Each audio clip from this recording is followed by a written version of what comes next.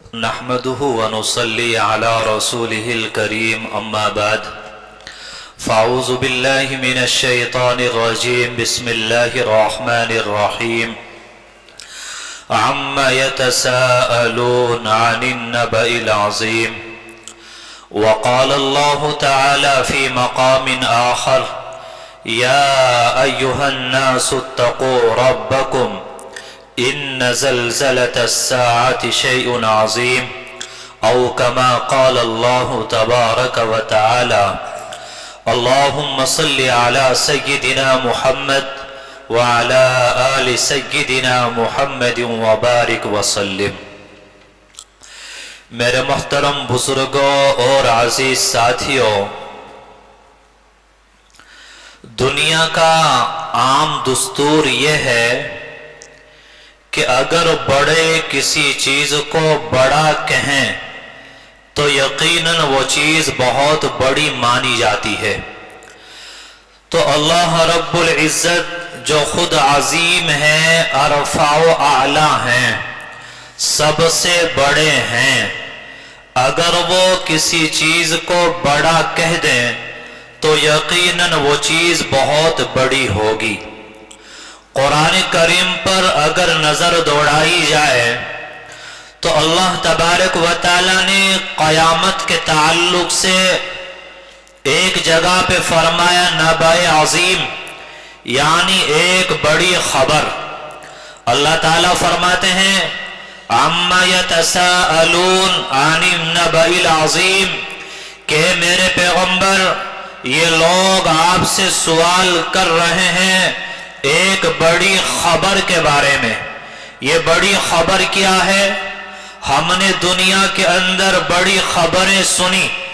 ہم نے یہ خبر سنی کہ فرشتوں نے حضرت آدم علیہ السلام کو سجدہ کیا اور ابلیس نے نہیں کیا، لیکن یہ بھی بڑی خبر نہیں ہے۔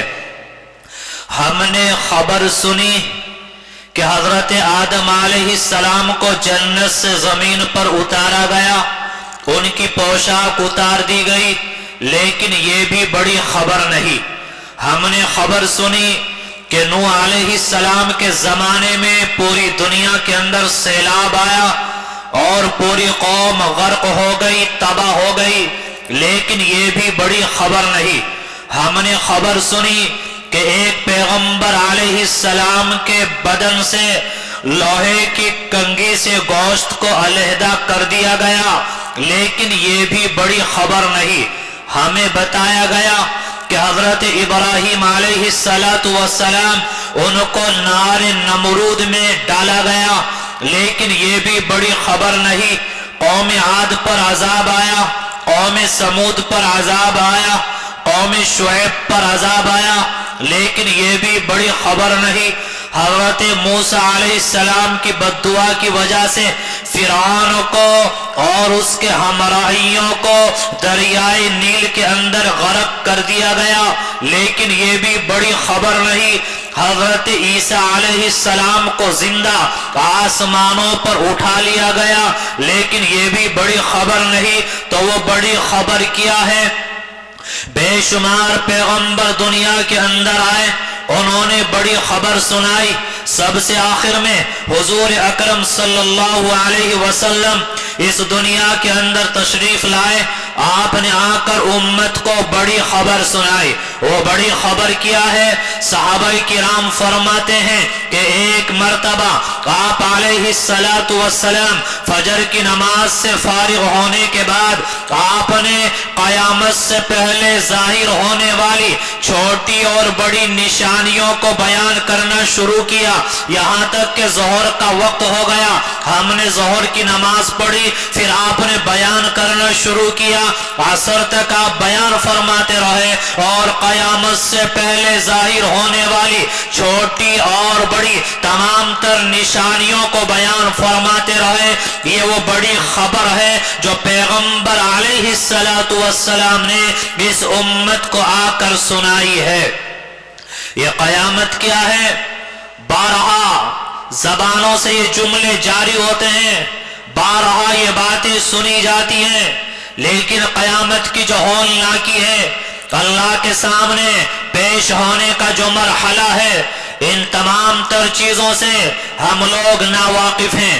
علامہ یوسف بن نوری رحمت اللہ علیہ فرماتے ہیں کہ آج اس امت کا سب سے بڑا المیہ یہ ہے کہ یہ امت آج کانوں کی عیاش بن چکی ہے۔ کانوں کی عیاش بننے کا مطلب یہ ہے کہ قرآن کی آیتیں سنا دی جائیں، پیغمبر علیہ السلام کی احادیث سنا دی جائیں، صحابہ کرام کے واقعات سنا دیے جائیں۔ جب واقعات سنائے جاتے ہیں اور سنے جاتے ہیں اچھا لگتا ہے، کانوں کو بھلے معلوم ہوتے ہیں، لیکن واقعات ختم ہوتے ہیں، یہ گفتگو ختم ہوتی ہے، اثر فوراً ختم ہو جاتا ہے، گویا کہ کانوں سے مزہ لیتے ہیں اور ان باتوں کو ہم لوگ اپنے دلوں کے اندر نہیں اتارتے۔ فرمایا کہ یہ امت آج کانوں کی عیاش بن چکی ہے۔ یہ قیامت کیا ہے؟ قیامت کا تصور کیا ہے؟ یہ قیامت کا مرحلہ کیا ہے؟ آپ قرآن کو اٹھائیں، پیغمبر علیہ السلام نے یہ بڑی خبر اپنی امت کو سنائی ہے۔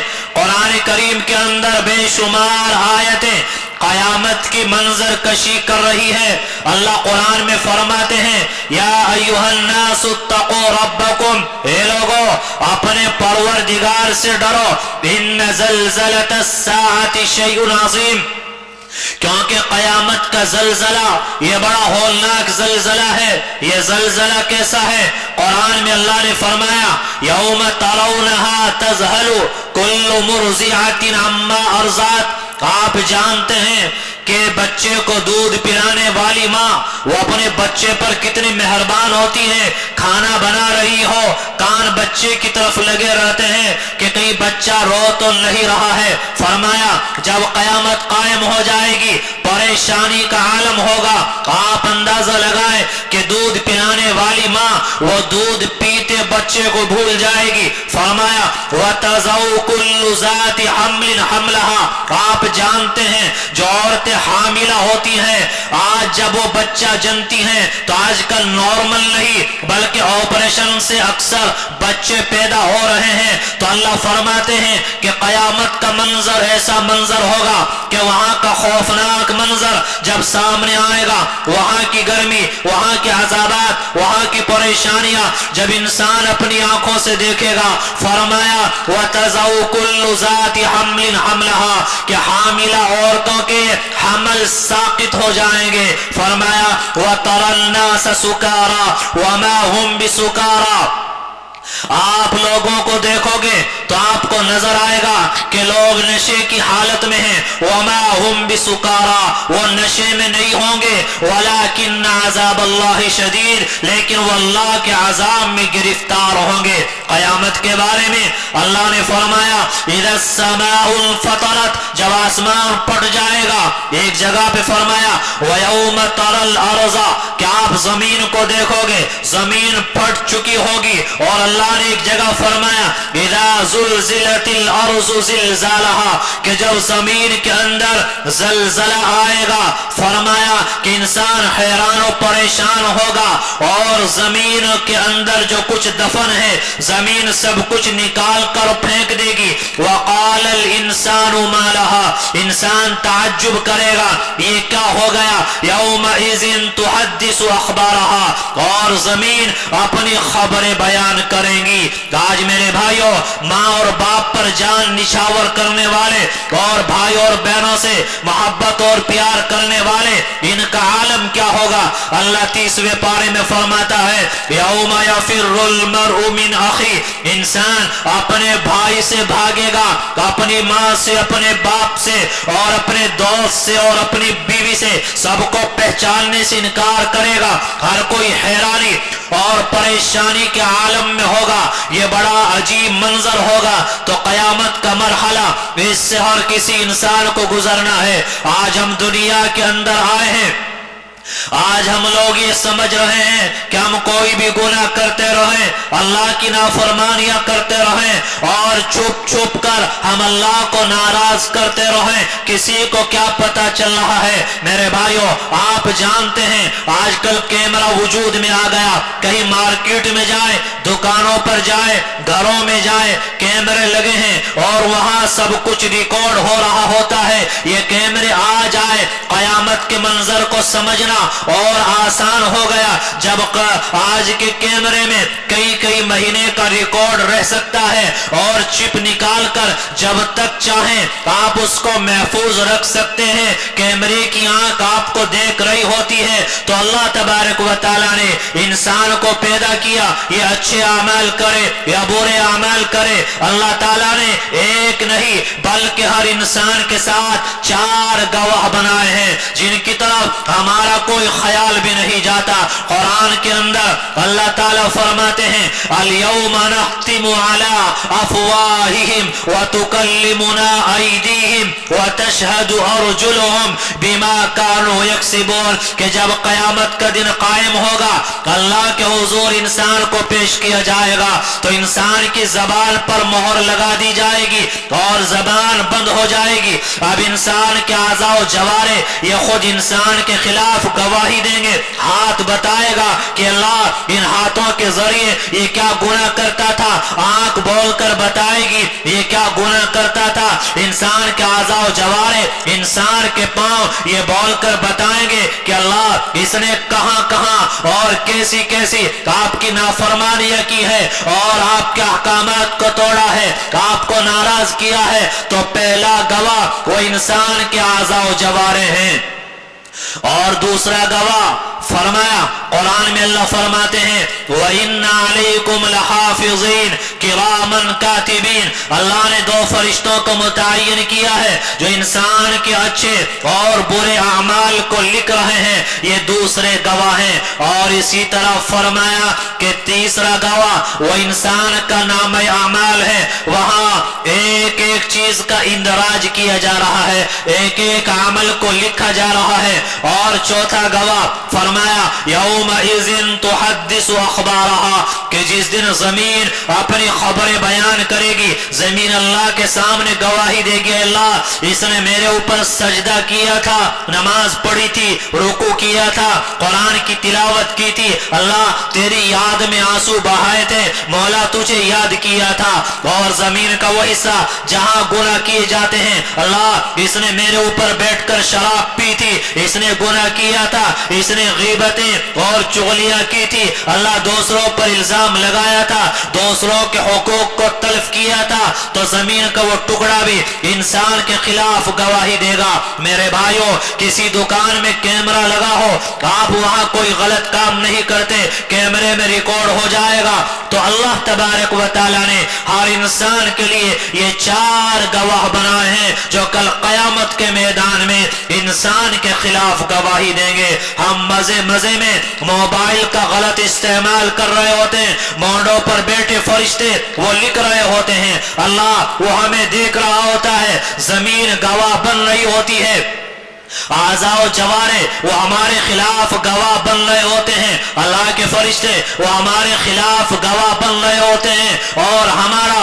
اس طرف کوئی خیال اور دھیان نہیں جاتا، یہ گناہ ہم سے چھوٹ کیوں نہیں رہے ہیں؟ میرے بھائیوں، بار بار بیانات ہیں، دینی مجلسیں ہیں اور دینی محفلیں ہیں، علماء کے بیانات، قرآن کی آیتیں، دلوں کو جھنجھوڑنے والی نبی علیہ السلام کی احادیث، یہ تمام تر چیزیں ہمیں بارہا سنائی جا رہی ہیں، لیکن کیا وجہ ہے؟ گفتگو ختم ہوتی ہے، اثر بھی ختم ہو جاتا ہے، ہم تنہائی میں ہوتے ہیں، اللہ کی نافرمانی میں لگ جاتے ہیں، ہم تنہائی میں ہوتے ہیں اور گناہوں کے سمندر میں ہم ڈوب جاتے ہیں، غرق ہو جاتے ہیں۔ یہ گناہ کیوں نہیں چھوٹ رہے ہیں؟ اللہ نے قرآن میں فرمایا وَهُوَ مَعَكُمْ أَيْنَمَا كُنْتُمْ، کہ جب تک اپنے دلوں کے اندر اس بات کو نہیں بٹھا لو گے کہ کہ آپ جہاں بھی ہیں، آپ سو رہے ہیں، آپ جاگ رہے ہیں، آپ نیک عمل کر رہے ہیں یا آپ کوئی گناہ کر رہے ہیں، آپ کا رب، آپ کا مولا، آپ کا اللہ ہر وقت آپ کے ساتھ ہے۔ جب تک یہ بات دل کے اندر نہیں بیٹھے گی تب تک ہم لوگ گناہوں سے نہیں بچ سکتے ہیں۔ آج نہ جانے کیا ہو گیا، ہم لوگ تو مسجدوں میں آتے ہیں، اللہ کے گھر میں آتے ہیں، تو اللہ کے گھر میں آنے کے بعد بھی ہم لوگ اللہ کی نہیں بن پاتے، اللہ کی معیت کا استحضار دلوں کے اندر نہیں آتا، میرا اللہ مجھے دیکھ رہا ہے، یہ بات دلوں کے اندر پیدا نہیں ہوتی۔ آپ ذرا تصور کریں مسجد سے باہر نکلنے کے بعد یہ حالت کیسے پیدا ہو سکتی ہے۔ آج نہ جانے کیا ہو گیا، ایک زمانہ تھا کہ چھوٹے چھوٹے بچے، ان کے دلوں کے اندر یہ بات مستحضر رہتی تھی کہ میرا رب، میرا اللہ وہ مجھے دیکھ رہا ہے۔ چنانچہ ایک واقعہ لکھا ہے کہ ایک آدمی اپنے چھوٹے بیٹے کے ساتھ کہیں جا رہا تھا تو راستے میں ایک انگور کا باغ آیا، وہ باپ کہنے لگا بیٹا تم باہر کھڑے ہو جاؤ، میں تمہارے لیے انگور لے کے آتا ہوں، اور ذرا دھیان رکھنا اگر کوئی آتا دکھائی دے تو مجھے آواز لگا دینا۔ باپ باغ کے اندر داخل ہوتا ہے، انگور توڑنا چاہتا ہے، وہ چھوٹا بچہ آواز لگاتا ہے یا ابی احد یرانا، اے ابا جان ہمیں کوئی دیکھ رہا ہے۔ وہ باپ تیزی کے ساتھ دوڑا ہوا باہر آیا، دیکھا وہاں تو کوئی نہیں ہے، باپ پھر اندر چلا گیا، بیٹے نے پھر آواز لگائی، باپ باہر آیا، کہنے لگا بیٹا یہاں کون ہے، کون ہمیں دیکھ رہا ہے، تم بار بار کیوں ڈرا رہے ہو، کیوں آواز لگا رہے ہو؟ تو وہ چھوٹا سا بچہ کہتا ہے کہ ابا جان اگرچہ ہمیں کوئی آدمی نہیں دیکھ رہا ہے لیکن ہمارا رب وہ تو ہمیں دیکھ رہا ہے۔ آپ اندازہ لگائیں کہ چھوٹا سا بچہ ہے لیکن دل کے اندر یہ بات مستحضر ہے کہ اگر کوئی نہیں دیکھ رہا ہے تو میرا رب وہ تو مجھے دیکھ رہا ہے۔ آج ہمیں کیا ہو گیا کہ ہم اللہ کو بھی بھول گئے، قیامت کے دن کو بھی بھول گئے، قبر کو بھول گئے، اللہ کے حضور پیش ہونا ہے، حساب و کتاب دینا ہے۔ ہماری زندگی سے یہ تصور بالکل مٹ چکا ہے اور بالکل ختم ہو چکا ہے۔ آپ علیہ الصلاۃ والسلام کی حالت یہ تھی، آپ فرمایا کرتے تھے یا لیت رب محمد لم یخلق محمدا، اے محمد کے رب کاش محمد کو پیدا نہ کیا ہوتا۔ صدیق اکبر رضی اللہ تعالیٰ وہ فرمایا کرتے تھے یا لیتنی کنت عصفورا، کہ کاش میں کوئی پرندہ ہوتا، کاش میں کسی گھاس کا کوئی تنکا ہوتا، کاش کسی مومن کے بدن کا کوئی بال ہوتا، کاش میری ماں نے مجھے جنا ہی نہ ہوتا۔ میرے بھائیوں یہ ان حضرات کے اوپر قیامت کے دن کا، اللہ کے حضور پیش ہونے کا یہ خوف رہا کرتا تھا۔ ایک مرتبہ ایک سائل حضرت عبداللہ ابن مسعود کے پاس سوال کرنے کے لیے آیا، جب وہ سوال کرنے کے لیے آیا تو کہنے لگا یا لیتنی ان اکون من اصحاب الیمین، کہ کاش میں اصحاب یمین میں سے ہوتا۔ تو حضرت عبداللہ ابن مسعود رضی اللہ تعالیٰ عنہ نے فرمایا کہ میری تمنا تو یہ ہے کہ کاش میں جب مر جاتا تو مجھے دوبارہ زندہ ہی نہ کیا جاتا، مجھے اللہ کے حضور پیش ہی نہ کیا جاتا۔ یہ راتیں صحابہ کرام ہیں، اللہ کا پیغمبر حضور اکرم صلی اللہ علیہ وسلم وہ قیامت کے دن سے اس طرح خوف زدہ ہیں، اللہ کے سامنے کھڑا ہونے سے اس طرح خوف زدہ ہیں، اور یہ کپاہٹ ان لوگوں کے اوپر طاری ہے۔ لیکن میرے بھائیوں ہمیں کیا ہو گیا، کیا ہم نے یہ سوچ لیا کہ ہمیں مرنا نہیں ہے؟ کیا ہم نے یہ سوچ لیا کہ ہمیں قبر میں جانا نہیں ہے؟ کیا ہم نے یہ سوچ لیا کہ ہمیں اللہ کے حضور حساب و کتاب دینا نہیں ہے؟ پھر یہ تصورات کیوں مٹ گئے؟ موت کو کیوں بھول گئے؟ قبر کو کیوں بھول گئے؟ اللہ کے سامنے حساب و کتاب دینا ہے ہم کیوں بھول گئے؟ ایک جگہ کیمرہ لگا ہو ہم وہاں کوئی گناہ کا کام نہیں کرتے، لیکن اللہ تعالیٰ نے ہر انسان کے لیے چار گواہ بنا دیے، چار جگہ پر انسان کے اعمال کا اندراج ہو رہا ہے، لیکن اس کے باوجود ہم اللہ کو بھول گئے، اللہ کے سامنے پیش ہونے کو ہم لوگوں نے بالکل فراموش کر دیا ہے۔ حدیث پاک کے اندر آتا ہے، آپ علیہ السلام نے فرمایا کہ جب قیامت کا دن قائم ہوگا، نفسا نفسی کا عالم ہوگا، ہر کوئی نفسی نفسی پکار رہا ہوگا، فرمایا کہ جہنم کو پیش کیا جائے گا اور جہنم کے 19 لگامیں ہوں گی، ہر لگام پر ایک بڑا فرشتہ، ہر فرشتے کے نیچے 70,000 فرشتے، اور وہ جہنم کو لگام پکڑ کر کھینچ رہے ہوں گے۔ جہنم میں ابال آ رہا ہوگا، جب جہنم میں ابال آئے گا اور وہاں کی آگ بھڑکے گی تو اس کے شرارے وہ گدھے اور خچروں کے برابر ہوں گے، اور تمام انسانوں پر ایک خوف طاری ہو جائے گا، تو ہر کوئی یہ چاہے گا کہ کاش حساب ہو جائے۔ چنانچہ آدم علیہ السلام کے پاس جائیں گے، وہ معذرت فرما دیں گے، نوح علیہ السلام وہ بھی معذرت فرما دیں گے، پھر ابراہیم علیہ السلام، موسیٰ علیہ السلام، حضرت عیسیٰ علیہ السلام، تمام پیغمبر معذرت فرما دیں گے، تو سب سے آخر میں حضور اکرم صلی اللہ علیہ وسلم کے پاس جائیں گے اور کہیں گے اے پیغمبر، آپ خاتم النبیین ہیں، آپ اللہ کے محبوب ہیں، آپ اللہ سے دعا فرما دیں، جہنم میں ابال آ رہے ہیں، ہمارے دل دہلے جا رہے ہیں، کلیجہ منہ کو آ رہا ہے، پریشانی کا عالم بپا ہے، آپ دعا فرما دیں کہ اللہ ہمارے حساب و کتاب کو شروع فرما دیں۔ چنانچہ آتا ہے کہ آپ علیہ السلام اپنا سر اللہ کے سامنے سجدے میں ڈال دیں گے اور آپ اللہ کی ایسی حمد و ثنا بیان فرمائیں گے کہ نہ آج سے پہلے کسی نے بیان کی، نہ آئندہ کوئی بیان کر سکے گا۔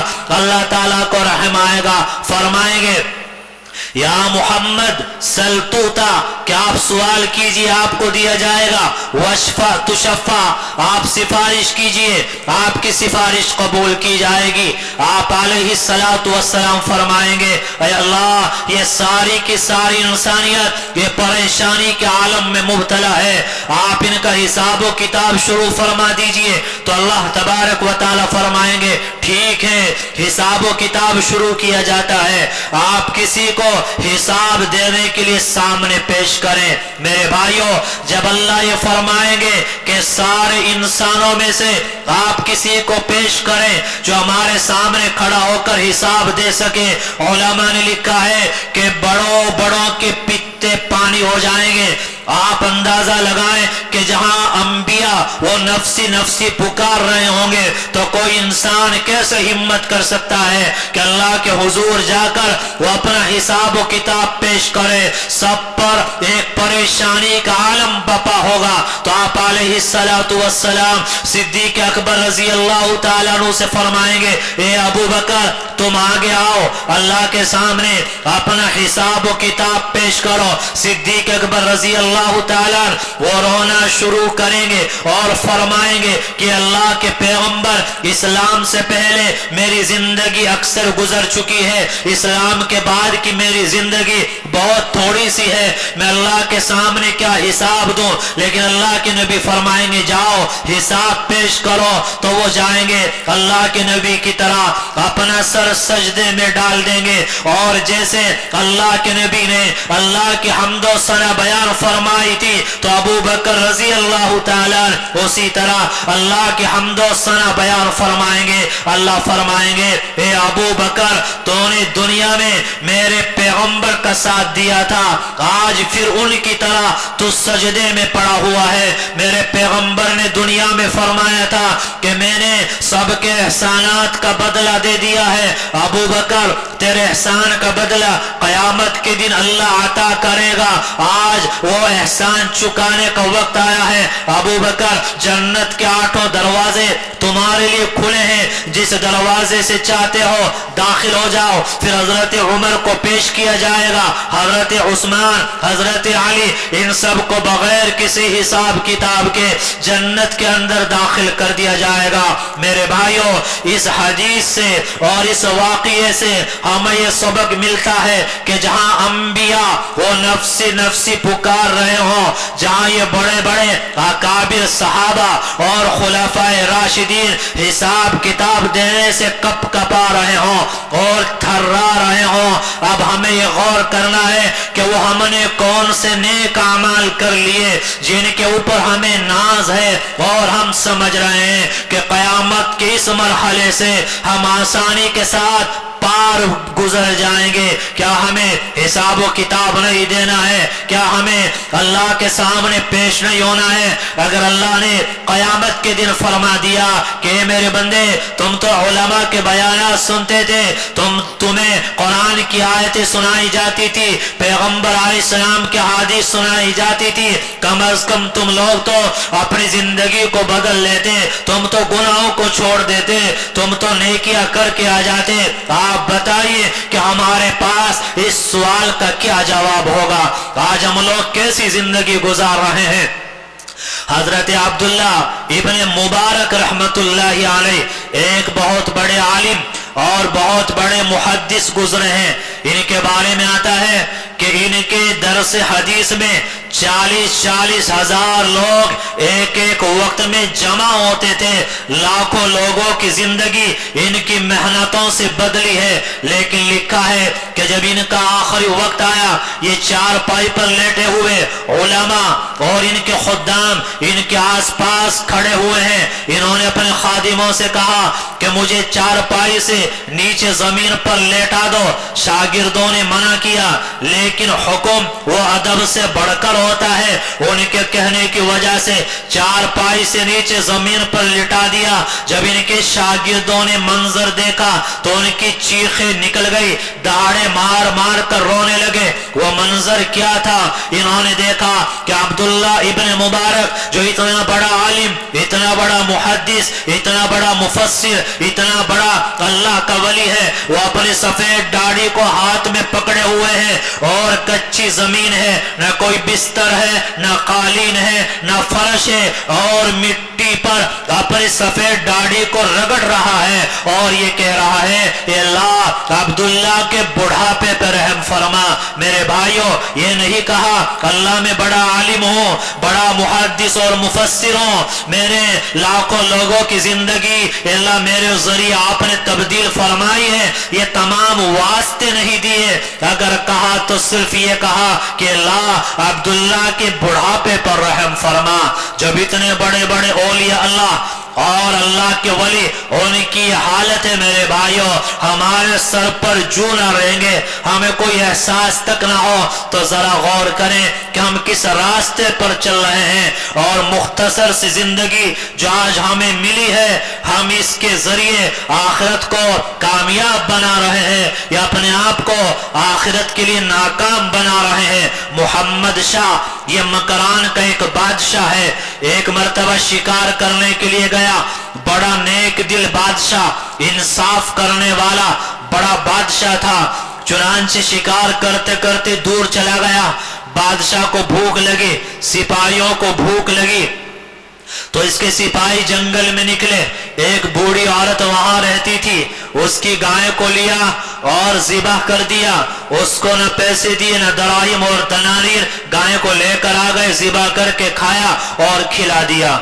चुनांचे वो बूढ़ी औरत का इसी पर एक सहारा, इसी पर उसका बसेरा, यही उसकी सारी कायनात थी। वो बूढ़ी औरत बड़ी परेशान हो गई कि गाय भी ले गए, कीमत भी नहीं दी, मैं बड़ी परेशान हूँ। किसी आदमी से जिक्र किया तो उस आदमी ने कहा कि बादशाह बड़ा नेक दिल बादशाह है, इंसाफ परवर बादशाह है, तुम एक काम करना कि आज बादशाह की सवारी फुला पुल के ऊपर से गुजरेगी, वहां खड़े हो जाना और बादशाह के सामने अपनी परेशानी को बयान कर देना। चुनांचे लिखा है कि वो बूढ़ी औरत पुल के ऊपर खड़ी हो गई, बादशाह की सवारी आई तो उसकी लगाम को पकड़ लिया और कहा कि बादशाह सलामत, मेरा और आपका एक मुकद्दिमा है, आप बताइए उस मुकद्दिमे को आज इस दुनिया में इस पुल के ऊपर हल करना चाहते हो या कयामत में पुल सिरात पर हल करना चाहते हो।